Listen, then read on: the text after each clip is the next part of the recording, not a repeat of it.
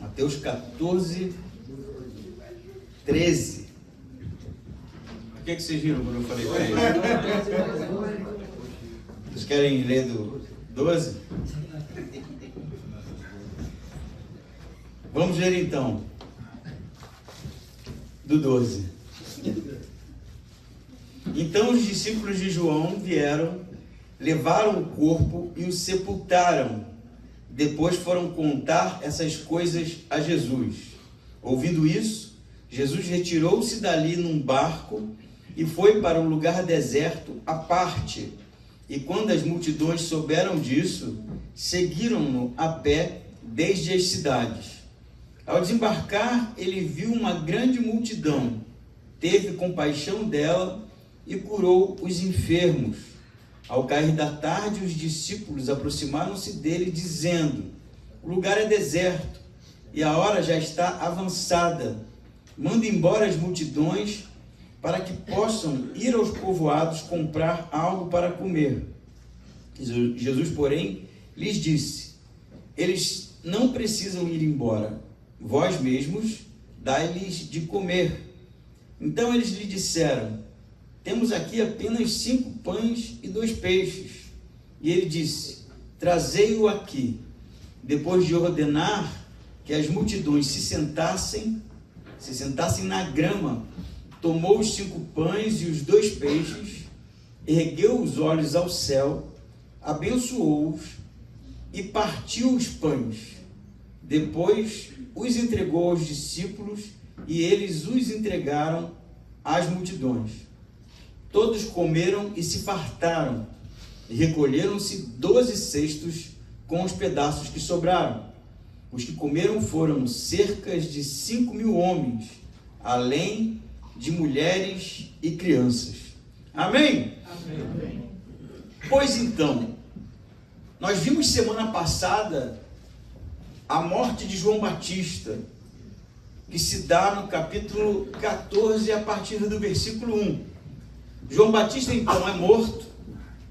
Diz o texto que os discípulos de João buscam o corpo de João Batista para o sepultamento e vão então até Jesus contar que João Batista havia sido morto. E aí você tem no versículo 13, Mateus contando para a gente que Jesus, depois de ter sabido desta notícia, se retira. Não só se retira, mas que busca um lugar deserto. Mas, ao mesmo tempo, Mateus vai dizer para a gente que, enquanto Jesus e os discípulos seguem para este lugar mais reservado, apesar de, na nossa versão, ou melhor, na versão de Mateus, aqui lemos, não ter os detalhes, por exemplo, do Evangelho de Marcos, que diz que eles foram de barco até a outra margem, buscar esse lugar mais sossegado, enquanto a multidão a pé chega antes. Porque a rota de barco era como que uma curva, não era uma linha reta até a outra margem. Então, atravessar de barco era menos cansativo do que andar, porém mais lento. Diz então Mateus para a gente que a multidão, quando fica sabendo que Jesus está indo para o outro lado da margem, ela apressadamente segue em linha reta, ainda que a pé, e vai se encontrar com Jesus do outro lado. O texto diz para a gente que eles souberam disso ainda no 13, seguiram a pé desde as cidades e foram lá esperar Jesus desembarcar. Diz no 14 que ao desembarcar ele viu uma grande multidão. Então a pergunta que fica para nós, no primeiro momento, é: por que Jesus busca um lugar mais reservado? É possível que ele quisesse ter um tempo com os discípulos, um tempo, quem sabe, de ensino, de orientação. É possível que eles estivessem cansados, até porque no Evangelho de João, a multiplicação dos pães se dá depois deles iniciarem a missão dos 70 e voltarem, depois de evangelismo e de curas e milagres, mas é mais provável que Mateus queira dizer para a gente que depois que Jesus fica sabendo da morte de João Batista, que não era simplesmente o profeta João Batista, mas um parente próximo, pois João Batista era seu primo, Jesus então teria se retirado, porque sabia que aquilo que havia acontecido com João Batista, perseguição e morte, era algo que lhe esperava no futuro.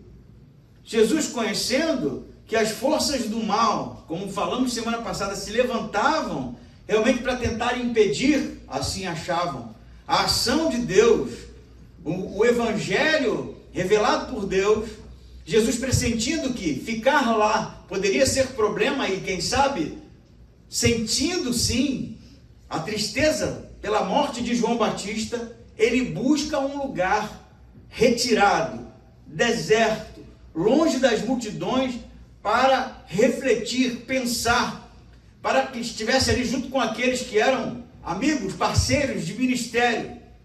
Mas o que acontece? Acontece que a multidão, como nós lemos, em percebendo que Jesus estava seguindo para aquele ponto, ela apressadamente avança e vai surpreender, de certa forma, o barco dos discípulos com a presença dela lá. Então você percebe que Jesus queria um tempo, precisava de ter um tempo sozinho, seja para refletir, seja para descansar, seja porque havia realmente sentido e se entristecido com a morte de João Batista e não teria como não se entristecer com a morte de João Batista, mas ele é surpreendido, se assim posso dizer, com uma multidão que não lhe dá esse momento que ele buscava, que não deixa com que Jesus tivesse o seu tempo de quem sabe, oração, reflexão, que era algo extremamente importante para ele. A multidão impede Jesus de estar sozinho. A multidão impede Jesus de buscar o tempo que ele precisava. Por isso foi para um lugar deserto. A multidão impede Jesus de descansar. E quem sabe, se fosse eu no lugar de Jesus, iria ficar muito irritado. Porque eu também fico cansado, você também fica cansado. A gente às vezes está tão exaurido, tão consumido, que a gente precisa de um tempo a sós, né? Quem sabe sair com a família, ter um tempo de lazer, não é? Para espairecer a mente, né? Todo mundo precisa disso. E isso é algo justo. Mas qual é a reação de Jesus quando vê a multidão? Ele reclama? Não. Ele fica chateado porque os planos dele foram frustrados? Não. Jesus fica frustrado, quem sabe, porque não vai ter aquele tempo que ele estava necessitando? Não. Mateus diz para a gente que ele se compadece da multidão. E a palavra no grego é bem interessante, que não é só se compadecer no sentido de ter pena, é sentir profundamente, é se colocar no lugar daqueles que padeciam, porque o texto vai dizer para a gente que ao invés dele mandar a multidão embora, ou fugir, ou correr, ele vai ficar e vai curar muitos enfermos. Então, diferente do que eu faria e do que você faria, possivelmente, Jesus, ele não coloca a sua necessidade, os seus interesses, sobre ou maior do que a necessidade de outras pessoas. Ainda que isso fique claro, essa multidão aqui é a mesma multidão que depois vai deixar de segui-lo, porque ele não vai mais multiplicar pão. E isso, nesse momento, não importa, porque o que Jesus está vendo é justamente pessoas que estão padecendo, ou como o Evangelho de Marcos diz, que eram como ovelhas sem pastor, desorientadas, perdidas, cansadas, porque atravessaram correndo, quem sabe, sonham na possibilidade possível de que Jesus curasse as suas enfermidades. E aí Jesus interrompe seus planos, interrompe o seu momento ali de reflexão, de descanso, para justamente resolver este problema, que era a necessidade do outro. Por isso eu acho que a gente já pode parar aqui para refletir nesse primeiro momento sobre o seguinte: o milagre, isso ficou um pouco diferente, né? Eu devo ter escrito errado. Porque não é um milagre, na verdade, do dividir, né? Mas vamos lá, da entrada de quê? Eu não consigo. A entrada da multidão no momento de Jesus. Acho que dá, né? O milagre da entrada da multidão no momento de reflexão de Jesus. Eu acho que você me entendeu. Avançando, o primeiro aspecto da nossa conversa aqui é: a terceirização de problemas não deveria ser a primeira opção. Jesus poderia, diante da sua necessidade de descanso, conseguir, quem sabe, desviar a multidão para um outro momento. Ou fazer como os discípulos fizeram, mais para frente, em detectando a fome, porque o dia já havia passado, mandá-la para a cidade. Jesus poderia deixar para um outro momento, Jesus poderia arrumar uma outra forma que lhe desse, quem sabe, a oportunidade de estar sozinho, de buscar aquele momento com o Pai, com os apóstolos, ensinando, descansando, orando, que seja. Mas ele não faz. Porque Jesus vai ter o seu momento de solitude na cruz, no lugar dos pecadores. Porque o coração de Jesus, assim como o coração de Deus, se compadece dos que sofrem, se compadece dos perdidos, se compadece dos desorientados, se compadece dos doentes, se compadece daqueles que estão carentes de alguma forma da intervenção de Deus. Por isso eu queria dizer para você que no reino de Deus, se você busca ser como Jesus, se você busca ter um coração como o de Jesus, o primeiro aspecto em percebendo a necessidade é não terceirizar, que é muito fácil terceirizar. Você pode ver uma necessidade e pode achar que é o papel do governo resolver. Você pode ver uma necessidade e pode achar que é a responsabilidade da igreja resolver, da instituição resolver, do pastor resolver, daqueles que são profissionais da área resolver. Mas não é isso que Jesus faz. Jesus simplesmente se coloca no lugar daquelas pessoas, sofrendo, e ele não consegue, e eu espero que você entenda a minha linguagem aqui, não que ele não tenha o poder, mas ele simplesmente não consegue deixar aquele que sofre desamparado.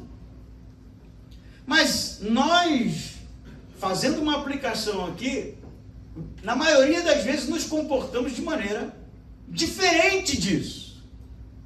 Eu me comporto de maneiras muitas vezes diferentes disso, porque acho que o meu cansaço, a minha frustração, porque acho que o meu corpo físico, quem sabe, exaurido, que aquele tempo que eu preciso ter, como todo mundo precisa ter, sozinho, é muito maior do que a necessidade das pessoas. E aí a gente, na verdade, está na contramão do que Jesus ensina e do que é a obra de Cristo, que é não se colocar como algo mais importante do que o outro. É não olhar para as suas necessidades como algo mais importante que a necessidade do outro. É não olhar para a multidão e achar que alguém pode resolver aquele problema e dar de ombros e continuar andando como se isso não fosse nossa responsabilidade. A vocação da igreja, a vocação do seguidor de Cristo é justamente ser aquele que se coloca no lugar do outro. É justamente olhar para aquele que sofre como se estivesse sofrendo. É justamente olhar para as necessidades daqueles que estão perdidos, como se também estivesse perdido, necessitando de um pastor. aí sim nós estaremos cumprindo o ministério da igreja enquanto servos de Cristo, discípulos daquele que morreu no lugar dos pecadores. Esse é o desafio desse primeiro momento, é justamente não deixar que o nosso sofrimento, a nossa labuta, as nossas frustrações, como já falei, seja muito maior do que o sofrimento daqueles que estão padecendo. Porque isso aí é um egoísmo, porque isso é o natural a ser feito. Porque isso é o natural a ser feito. O problema é dele. Eu primeiro. Não é assim? Essa é a regra. Aí fora. O problema é dele. A gente às vezes até inventa uma desculpa. Tá assim porque a gente decidiu errado. Responsabilidade toda dele ou dela. Tá assim porque as escolhas foram ruins. Foram, provavelmente. Ou não foram. Como é que a gente vai saber? Vou dar um exemplo para você prático. E eu não estou fazendo aqui nenhuma apologia à ação social ou algo do tipo. Exemplo prático. Você está dirigindo, para no sinal e vem alguém e lhe pede ajuda. Eu vou contar uma história que aconteceu comigo. Eu fiquei esperando a Lidiane e a minha sogra ir na loja. Começou a chover, eu estava no carro, botei o carro em cima da calçada e veio um homem com um papel. Ele me mostrou e disse assim, pis, pis, pis, pis, pis. E eu percebi que ele era surdo, mas pix ele aprendeu. E aí eu olhei e falei, não tenho dinheiro não. Aí ele falou, pis, pis, pis, porque ele era surdo, né? E eu tinha que ter gesticulado, e eu demorei a fazer a conta. Ele falou assim, cara, não está entendendo o que eu estou falando. Eu não tenho dinheiro, porque de onde eu venho, no Rio, mas tem malandro. Tem gente que chora, velho. Já vi histórias de pessoas que chegaram lá na igreja chorando, citando versículo bíblico, dizendo que era de outro estado, crente, e que estava abandonado porque os seus parentes não criam em Deus, e disse para ele, vai pedir ajuda para o seu Deus, e era mentira. E aí a gente acaba criando uma casca, sabe? Cria uma casca, desenvolve uma espécie de detector de malandragem. A pessoa chegou, pediu ajuda, você já fica, né, farejando. Mas isso é um problema. Porque como é que eu vou saber? Eu não sei. Eu não sei se é real a necessidade ou se não é. E você sabe, se a gente considerar Cristo, é melhor que a gente ajude e erre, do que não ajudar, porque a gente especulou alguma coisa, sem ter certeza. Eu prefiro chegar diante do Pai por ter errado tentando acertar, do que ter falhado, porque o meu detector de mentiras, segundo a minha compreensão, é o que mais funciona. Isso não é uma apologia à ação social, mas é para a gente pensar justamente que a gente não tem a menor condição de fazer esse tipo de análise, na maioria das vezes. Mas a gente falha porque a gente usa isso como uma desculpa para não ser aquele que se coloca no lugar de outra pessoa. Jesus vai ver a multidão, o sofrimento dela, apesar da sua condição de cansaço, apesar da perda. E olhem, se Jesus diz, eu não vou falar com ninguém, porque eu estou sentindo a morte de João Batista, quem ia questionar? Mas nem o sofrimento da perda é impedimento para que Jesus se coloque como alguém misericordioso dos que sofrem.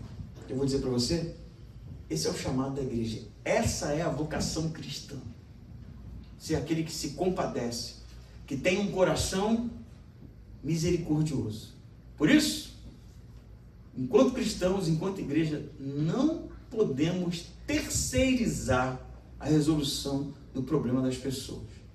Se Deus nos mostrou um problema, é porque Ele espera que você seja parte da solução. Amém? Amém. Na continuação do nosso texto, Jesus para e Ele não fica ali 5 minutos, 10 minutos, né? Vou dar um pouquinho de atenção. Ele fica o dia inteiro, porque Ele sai de barco e o texto vai dizer para a gente que no cair da tarde, percebe? Que o dia está passando, as horas estão passando. O versículo 15 diz: ao cair da tarde, os discípulos aproximaram-se dele dizendo: o lugar é deserto e a hora já está avançada. Manda embora as multidões para que possam ir aos povoados comprar algo para comer. A leitura dos apóstolos, ela é a mais lógica possível. Se eles estão num lugar retirado, não tem cidade, não tem comércio, não tem onde comprar nada, a hora está avançando. Haviam, segundo o próprio relato de Mateus, homens, mulheres e crianças. Se você fazer uma conta por baixo, Jesus alimenta 5.000 homens, fora mulheres e crianças, você chega numa conta facinho de pelo menos 15 a 20 mil pessoas. Então a gente às vezes vê o filme, né? Ou a série, tem aquele punhado de gente lá. É gente pra caramba. 15 mil, se fosse só 5.000, já era uma coisa louca. Porque 5.000 pessoas ali se apertando, querendo ser curado por Jesus, ser tocado por Jesus, que Jesus põe as suas mãos sobre suas enfermidades. Pensa nisso, na loucura que devia ser isso. De repente a gente pensa, né, numa coisinha tão bonitinha assim, Jesus sentadinho e o pessoal ali, né, sentado, ouvindo os ensinamentos. É gente pra caramba, meu amigo. Eu não sei nem como é que era escutar Jesus falando, sendo um dos últimos lá. Provavelmente um ia passando para o outro de maneira oral. Jesus contava aqui, o outro passava o ensinamento para trás, para alcançar todo mundo. Na maioria das vezes Jesus subia numa planície e falava de cima para alcançar as multidões. Mesmo assim, 15 mil pessoas é muita gente. E você tem 15 mil pessoas com fome agora. É uma coisa tão interessante se pensar que, pensa só, 15 mil pessoas. Vamos supor que um terço fosse, não, menos, 1.000 pessoas fossem doentes. Pô, curar 1.000? Jesus não fazia assim, junta 10. Quem é aleijado, direito. Quem é cego, esquerdo. E aí ele vai, né, ora nos grupos, né. E aí aqui, só aleijado, opa, resolvi. Não era isso não, um a um. Jesus ouvia a pessoa, orava pela pessoa, curava. Pensa nisso, cara. Por isso que passou a tarde toda. Que isso dava trabalho pra caramba. E aí o que os apóstolos começaram a perceber? Até porque os apóstolos também são homens e também sentiam fome e não tinham nada para comer, que o texto diz pra gente, que a refeição que eles vão apresentar aqui não dá nem para uma pessoa direito comer. A fome apertou deles. E a leitura é, gente, tem criança pra caramba aqui, tem mulher, tem homem, tem que liberar esse povo, porque não vai dar como resolver isso aqui. Se ficar muito tarde, o comércio fecha. Não vai ter nem onde comprar. E aí eles vão falar com Jesus, ó. Antes da gente julgar os apóstolos, tá? Falta de fé. Quem de nós faria diferente? A gente já fez viagens missionárias, né? E o trabalho com criança em algumas cidades era uma loucura. Não é, amor?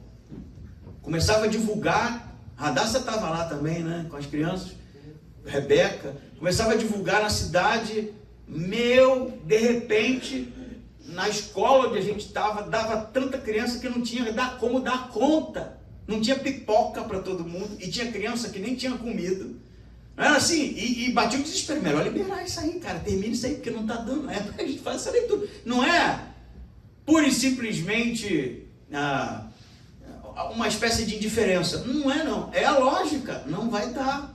Vai dar errado. E os discípulos agem assim. Eles estão preocupados. Estão com fome também. Mas estão preocupados. É melhor liberar a multidão. Para ela resolver, né? Mas eu fico pensando ao mesmo tempo, do ponto de vista de Jesus, se a hora havia avançado, a hora da refeição já havia passado, por que as pessoas não saíram sozinhas? Não é? Tu tá lá, né? Na fila do postinho. Chegou 6 da manhã. 5. Abre 5, né? O posto? Não. Tá, mas esse que eu estou falando aqui abre. 5 horas você chegou lá, esperando atendimento. Deu 6, nada. 7, nada. 8, 9, 10, meio-dia, nada. Esse posto continua aberto, né? 3 horas da tarde você não foi atendido. O que você vai fazer? Quebrar tudo. O André vai quebrar tudo, né? Não deixa o André com fome, já percebeu isso, né? Você vai embora, cara. Você deixa para outro dia. Não, sem condições. Isso aqui não é a fome, ficar com fome. A multidão ficou, gente. Por quê? Porque a necessidade era maior do que a fome. Percebe isso? Por isso que eles estão lá até agora. Eles não estão esperando Jesus multiplicar pão, porque Jesus não fez isso ainda. Nem os discípulos estão esperando tal coisa. Eles estão lá porque eles estão sofrendo, desorientados. E aí a leitura dos apóstolos é a mais racional possível, né? Libera, é preocupação mesmo. Deixa embora. Aí Jesus responde uma coisa bem interessante. Olha o que Jesus vai responder para a gente. No 17 diz assim, no 16 diz assim, então Jesus lhes disse, eles não precisam ir embora, dá vocês. Jesus tem umas respostas assim, né? Imagina isso, gente. 15 mil pessoas, o discípulo tem uma boa ideia, libera o pessoal para se alimentar. Amanhã a gente continua isso. Aí Jesus, na minha interpretação aqui, tentando, quem sabe, visualizar a cena, olha para a multidão, não precisa. O discípulo já deve ter olhado para ele com uma cara assim, lá vem ele, vai contar alguma parábola, né? Alguma coisa misteriosa que a gente não vai entender. Aí Jesus fala assim, dá vocês. E eles, como, né? Não tem? A gente só tem uma coisinha que não dá nem para uma pessoa comer. Qual é a resposta deles aí? O que eles dizem? A gente só tem, versículo 19, 5 pães. Aí você pensa, 5 bisnagas, né? Bisnagonas assim, e dois traíras, né? Os discípulos ali apertando, não dava, né? Pão com traíra. Não é não, cara. Eram umas bolachas assim, ó. Como uma bolacha de água e sal, comprida e fina assim. Ó. Era o pãozinho do pobre aqui. Era uma coisinha crack, sabe? Assim, a transliterar aqui. Temos 5 creme crack. Não é aquele com gergelim não, tá? É aquele água e sal. E 2 sardinhas salgadas. Sabe aquela espalmadinha? Eles salgavam, né? Para ela durar. E levavam aquilo ali. Isso aqui, se você ler os evangelhos, era a comida de um menino. Não dá para um adulto. Aqueles 5 pãezinhos ali, aquelas coisinhas assim, com aquele peixinho, um adulto come e não resolve. Era de um menino. E os discípulos olham para aquilo, né? E diz, Jesus fala assim, não precisa ir embora. É só vocês darem para eles de comer. E eles, a gente só tem isso aqui, não dá nem para gente, né? Não está escrito isso. Você lê aqui na entrelinha. Só tem, nem a gente vai comer se a gente ficar aqui. Vai acabar, vai fechar tudo, né? Em outros momentos, por exemplo, no episódio em que Jesus conversa com a mulher samaritana no poço, o que acontece lá? Jesus tem fome e eles também. Não é? A hora avançada é bem semelhante até. E aí o que eles fazem? Eles têm uma bolsa lá com doações, eles vão até a cidade para comprar alguma coisa para comer, né? Eles vêm, quando eles vêm, Jesus não quer comer mais, e ali ensina a eles que a comida que ele tem para comer é outra. Mas você percebe que Jesus sente fome, né? Ele sente fome também. Ele estava com fome também, provavelmente. Os discípulos também. Mas só tinha só isso aqui.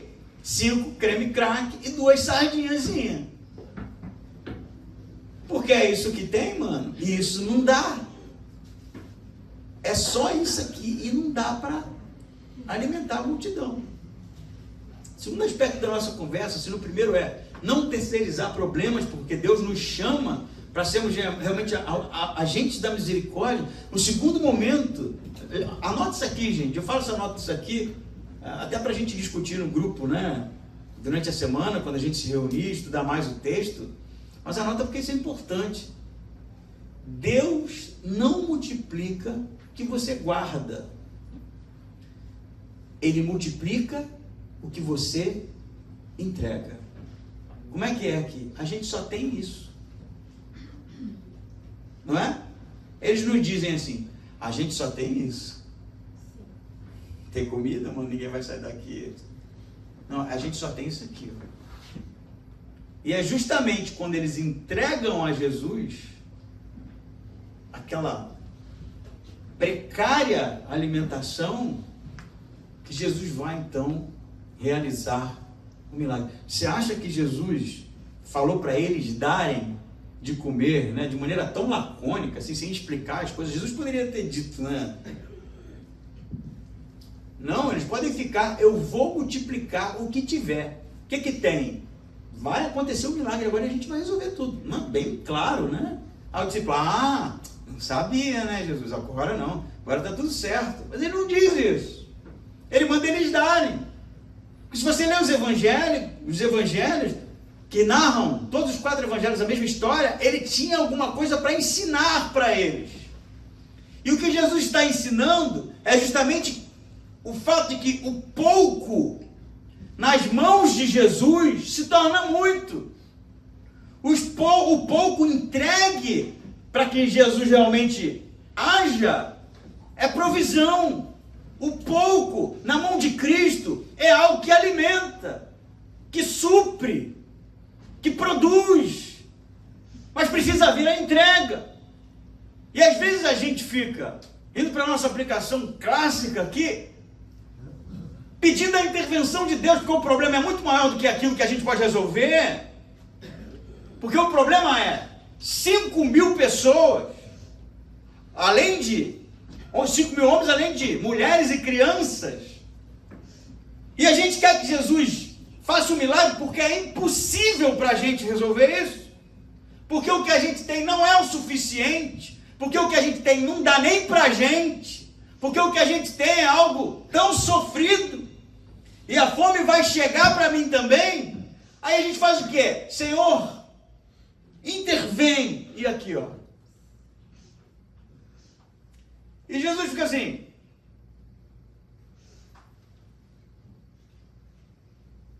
O que tu tem?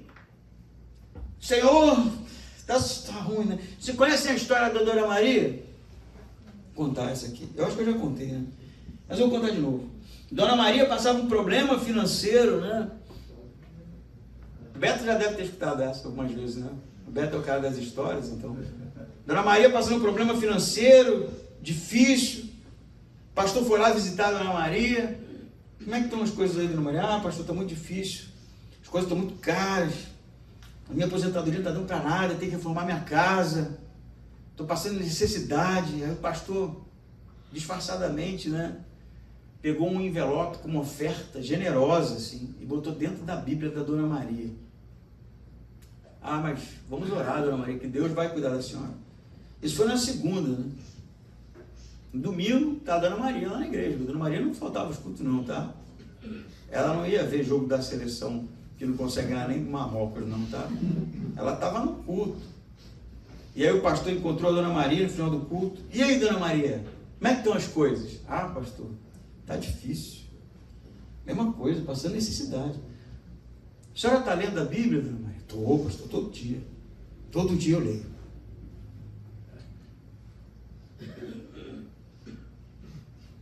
Se estivesse lendo, meu irmão, estava encontrando a provisão. Mas a gente quer a provisão de Deus sem repartir o pouco conhecimento que temos, mas a gente acha que Deus tem que fazer alguma coisa. Sem repartir o pouco dom que temos, os poucos talentos que temos, o pouco tempo que temos, o pouco recurso que temos, a gente quer intervenção. A gente só não entrega. Meu amigo, independente da área, e cada um tem problema em uma, tem gente que é muito generosa com dinheiro, mas tem problema nos relacionamentos. Tem gente que é muito boa nos relacionamentos e no dinheiro, mas acha que não tem capacidade suficiente para Deus usar no ministério. Vai saber. São tantas possibilidades, né? Mas essa aqui é uma regra espiritual. Deus só vai te usar, Deus só vai suprir as necessidades quando nós confiarmos o pouco que a gente tem nas mãos dele. Isso é uma regra básica. Porque sem fé é impossível agradar a Deus. Você já leu isso? Jesus diz o que para os discípulos? Resolve você. Mas como? A gente só tem isso aqui. E aí Jesus pega aquilo. Isso aqui é muito lindo, né? Ele diz assim, trazei-mo aqui. 19 diz assim, depois, olha, Jesus, cara, eu tento aqui, quem sabe, tornar a cena mais vívida, né? Jesus não diz assim, me dá aqui, multiplique, puf, né? É pão, mano, para 20 mil pessoas ali, agora distribui, né? Não, ele vai me dar aqui, aquele pouquinho de comida e começa a orar, Senhor, muito obrigado. E os apóstolos assim, mano, ele não está bem hoje, eles devem ter pensado, é fome, né? Ele está orando aquilo para quê? E Jesus ora como uma oração judaica, muito obrigado pelo alimento, muito obrigado. Aí, ele não faz o cataplum, né? Não é? Ele parte. Você está indo lá, tem uma ironia aqui. Porque Mateus não está escrevendo para a gente não, tá? Mateus está escrevendo para aquelas pessoas daquele tempo, os discípulos estavam vivos ainda.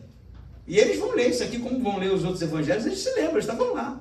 Jesus pega aquele pedacinho aqui, ó, assim, ó, dá a vocês de comer, mas a gente só tem isso aqui, me dá aqui, Senhor, muito obrigado, Pai, aqui, ó. Fica 20 mil pessoas lá, aqui, ó. Dá para eles. Imagina isso, cara. A gente acha que Jesus, né? Tchum, e os cestos. Eu já vi um filme uma vez, desses mais antigos, que os cestos ficavam, mano, tourados de pão. Pão pra caramba, porque de repente Jesus olha aquilo, pão, o pessoal desesperado. João diz que Jesus manda sentar grupos de 50 pessoas e 100 pessoas. Senta todo mundo. 50 e 100. O pessoal se reúne lá, e aí ele parte aqui e dá aos apóstolos, para que eles alimentem a multidão. A gente viu, né, que Deus só multiplica quando você entrega a Ele. Terceiro aspecto da nossa conversa, e nunca mais esqueça disso.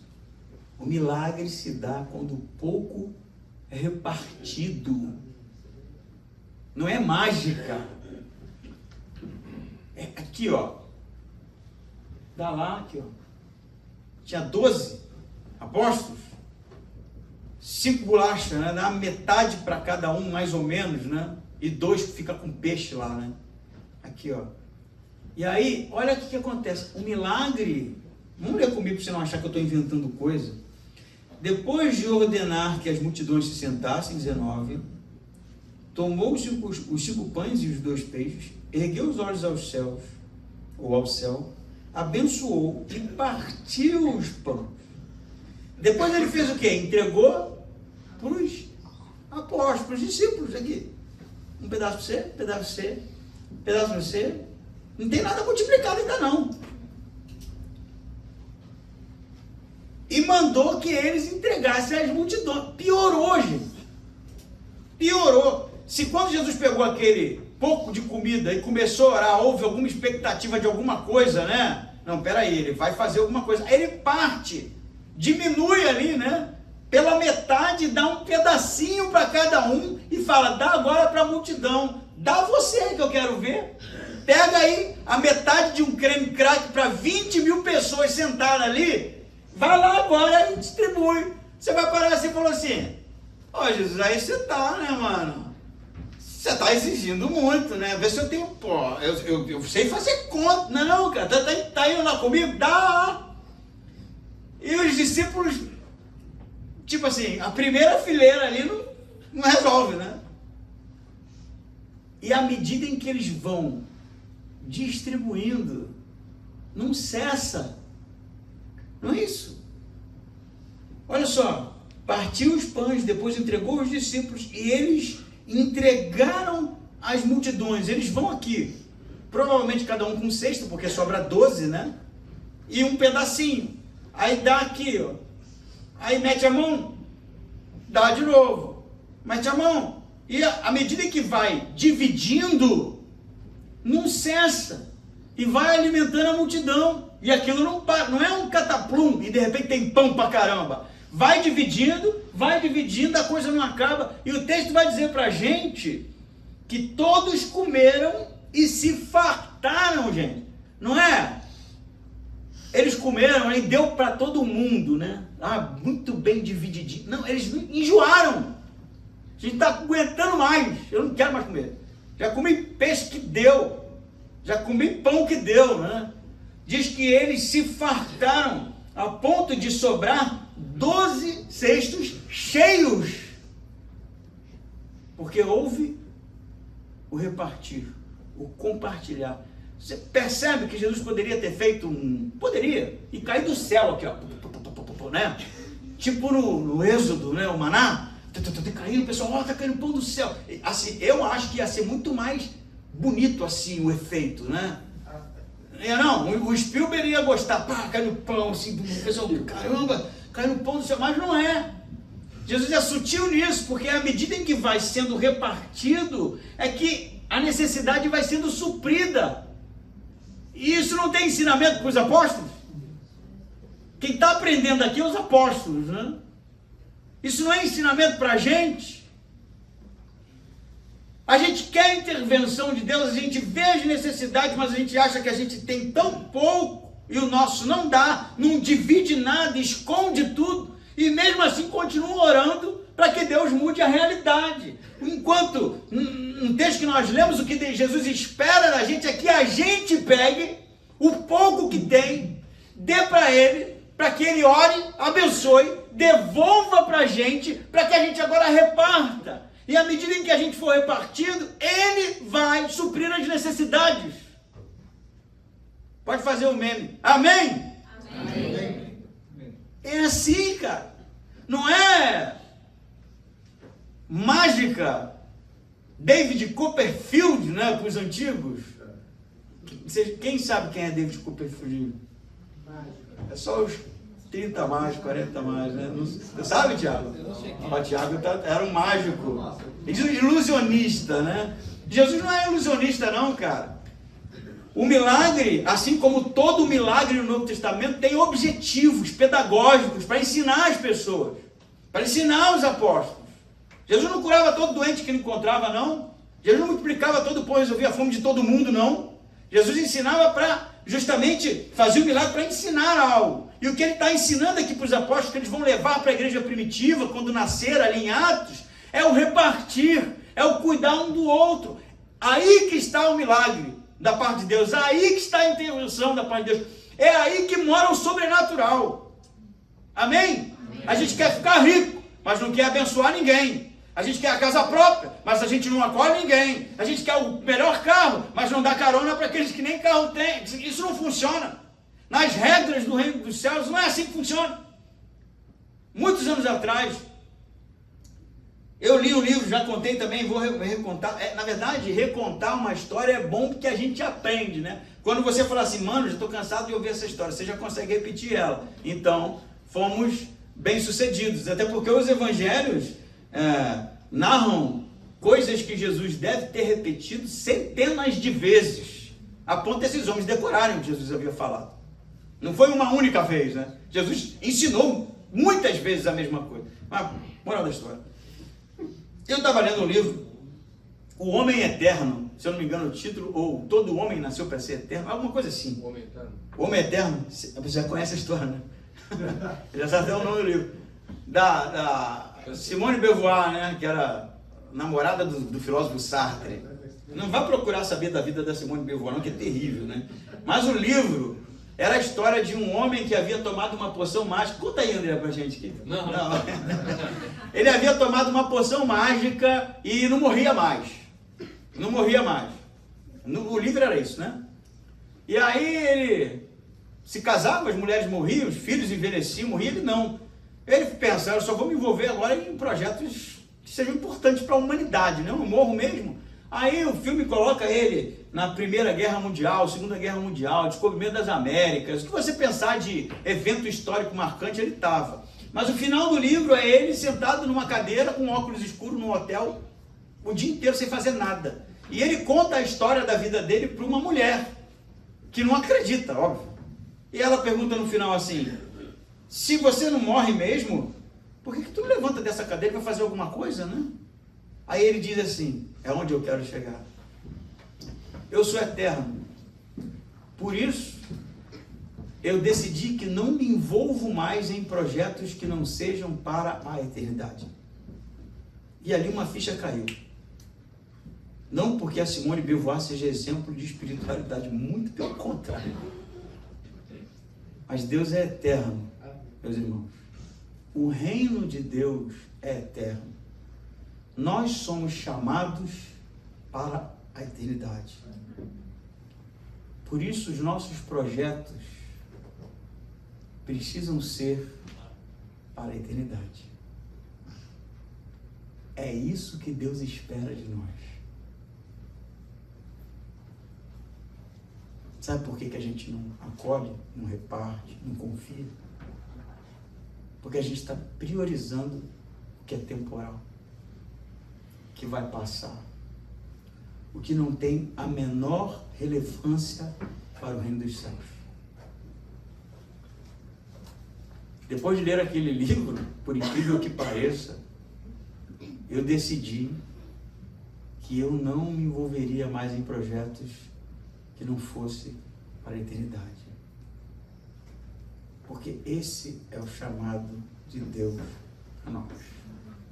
Aí a gente vai entender que à medida em que confiamos em Deus e que decidimos entregar a Ele o pouco que temos, que é pouco mesmo, Ele intervém e o milagre acontece. Amém? Amém. A única coisa que eu poderia dizer aqui para finalizar é que os 12 cestos não estão aqui à toa, né? Os 12 cestos, segundo os estudiosos, segundo os pais da igreja, os discípulos dos apóstolos, significa que Jesus, ele é um novo Moisés, que assim como Moisés fez descer o pão do céu para sanar a fome das 12 tribos de Israel, Jesus é o novo Moisés, alimento espiritual para as 12 tribos de Israel e todos aqueles que confiam nele.